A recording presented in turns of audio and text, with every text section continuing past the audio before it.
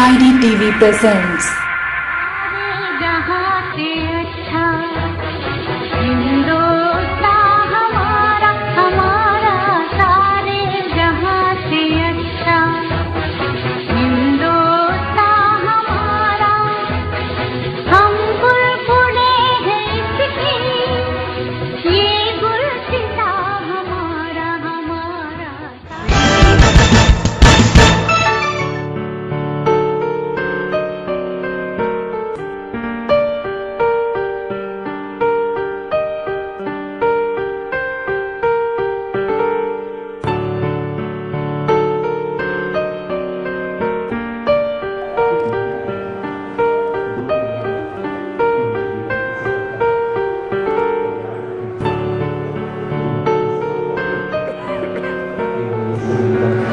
परमात्मा से प्रार्थना वो करें चुप होने को चुप होकर बैठ जाओ, चुप होकर बैठ जाओ और तुझसे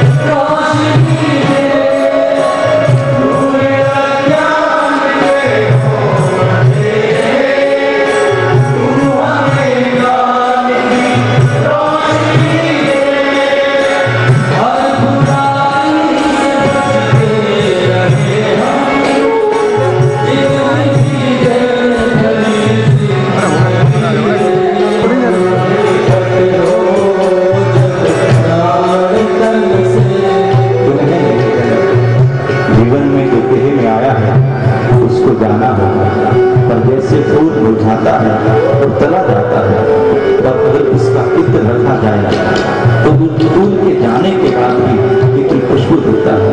वैसे ही व्यक्ति आता है और चला जाता है, पर इत्र की भांति व्यक्ति का चरित्र भी उसको जीवित है। आज हम सबके हृदय में भारत जी मृत्यु के रूप में आदर्श के रूप में स्थापित है, उनके प्रति सच्ची श्रद्धांजलि भगवान का नाम सत्संग इसी भावना के साथ सुनकर इस भजन को दोहराते हैं।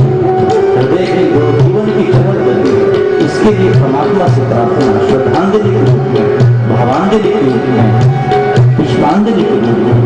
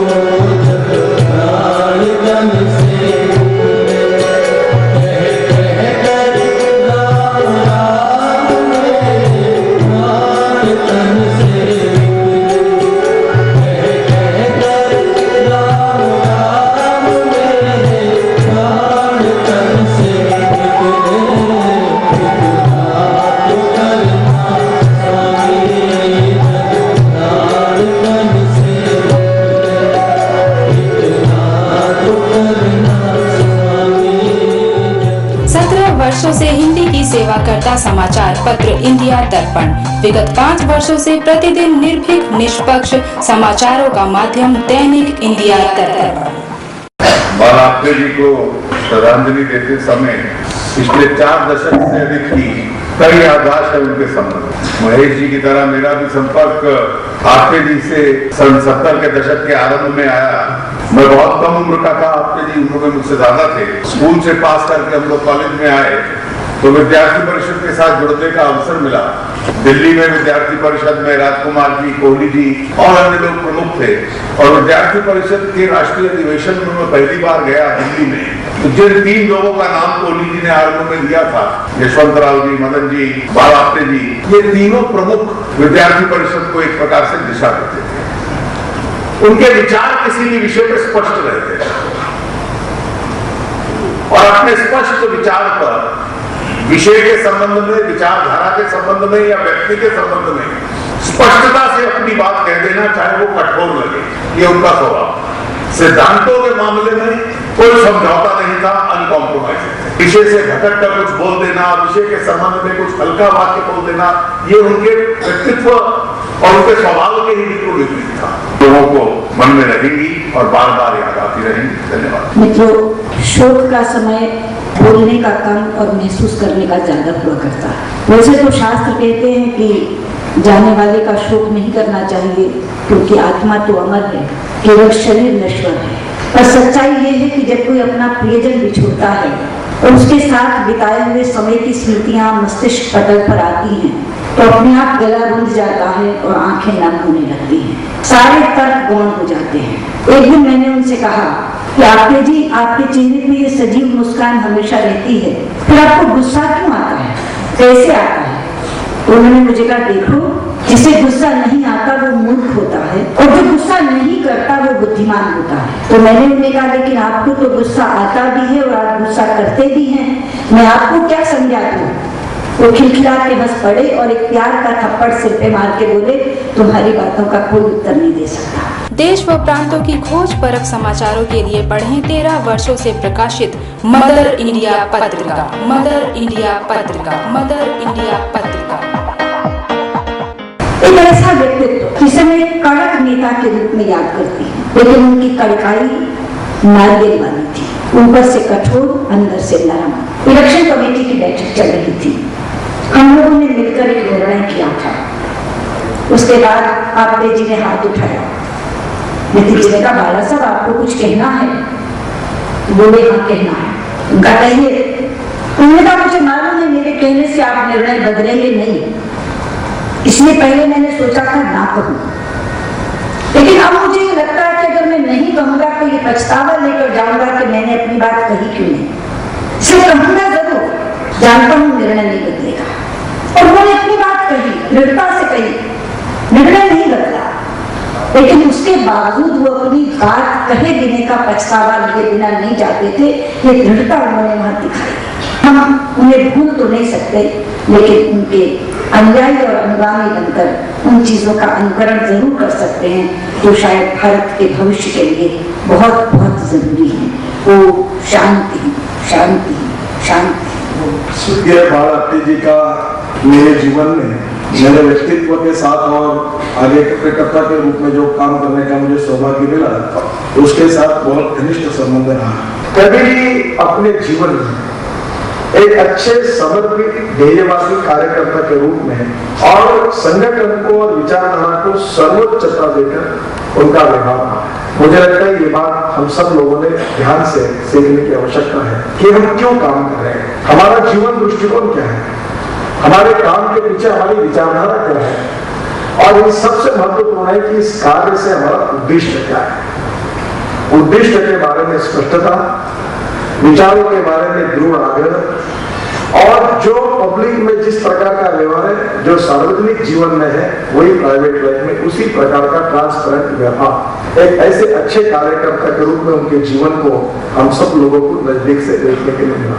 मैं भारतीय जनता पार्टी की ओर से, व्यक्तिगत मेरी ओर से उनको श्रद्धांजलि अर्पित करता हूँ, और जो विचार उन्होंने हम सब के सामने रखे हैं उसका अनुकरण करके हम आगे जाएंगे, ऐसा ही दृढ़ विश्वास उनके इस श्रद्धांजलि की समारोह व्यक्त करता हूँ। धन्यवाद। मानव एक, जाति दो, स्त्री पुरुष, वर्ग दो, अमीर गरीब, व्यवस्था यानी सरकार, व्यवस्थापिका, कार्यपालिका, न्यायपालिका। दैनिक इंडिया दर्पण की सोच, शिक्षित करना, संगठित करना, संघर्ष करना। वैचारिक धरातल पर एक संदेश, जब मानव शिक्षित हो जाएगा तो वह स्वयं संगठित होकर मानव में दानवीय प्रवृत्ति को जड़ समेत उखाड़ फेंकने के लिए संघर्ष करेगा। आज की इस सभा में उपस्थित बहनों और भाई, उपस्थित सभी लोग, वो चाहे विद्यार्थी परिषद में रहे हों और इस नाते बाला आपटे जी के साथ मिलकर के काम करने का उन्हें अवसर मिला, या मेरे जैसे जो कि राष्ट्रीय स्वयंसेवक संघ के संस्कार के कारण इस बड़े भारी वैचारिक परिवार के हिस्से बने, उसका बाला आपटे से संबंध आया हो। मुझे स्मरण है कि जब राज्यसभा में 12 वर्ष का अपना जीवन समाप्त करके उन्होंने अवकाश ग्रहण किया, तब एक समारोह यहाँ पर हुआ था और वह एक प्रकार से आपटे जी का अंतिम सार्वजनिक कार्यक्रम बना। जीवन भर जब सब उनसे परिचय रहा तो लगता था कि उनका स्वास्थ्य हमेशा अच्छा रहा, लेकिन पिछले साल भर में जो समाचार मिलते थे उससे चिंता होती थी कि अचानक क्या हो गया। उस दिन जब हम एक स्थान पर एकत्र हुए और उनको एक प्रकार से विदाई हम दे रहे थे राज्यसभा से, संसद से, तब लगा कि उनके स्वास्थ्य में अच्छा खासा सुधार हो गया, अच्छी स्थिति हो गई। और इसीलिए जब थोड़े दिन बाद वेंटिलेटर की बात आई तो आश्चर्य हुआ कि क्या हुआ, फिर से अचानक ऐसे कैसी स्थिति आई। और कभी ये कल्पना नहीं की जा सकती थी कि केवल मात्र हम संसद से उन्हें विदाई दे रहे हैं, लेकिन थोड़े ही दिन बाद शायद अपने से विदाई दे देंगे, कभी नहीं सोचा। आज मैं जब इस कार्यक्रम के लिए आया हूँ तो लगता है कि 20वीं शताब्दी में और 21वीं शताब्दी में जो यह संघ का कार्य है उसकी कोई सबसे बड़ी देन है तो बाल आपटे जैसे श्रेष्ठ कार्यकर्ताओं का निर्माण। विद्यार्थी परिषद के कार्य को मैं मानता हूं कि बहुत महान कार्य है, वह भी श्रेष्ठ कार्य है और जिसका योगदान राजनीति को भी परिष्कृत करता है। बाल आपटे के प्रति मैं विनम्र श्रद्धांजलि अर्पित करता हूं, उनके परिवार के प्रति आदर प्रकट करता हूं और प्रभु से प्रार्थना करता हूं कि आपटे जी की आत्मा को अपने श्री चरणों में स्थान दे और परिवार को शक्ति दे कि इस क्षति को वे सहन कर सके।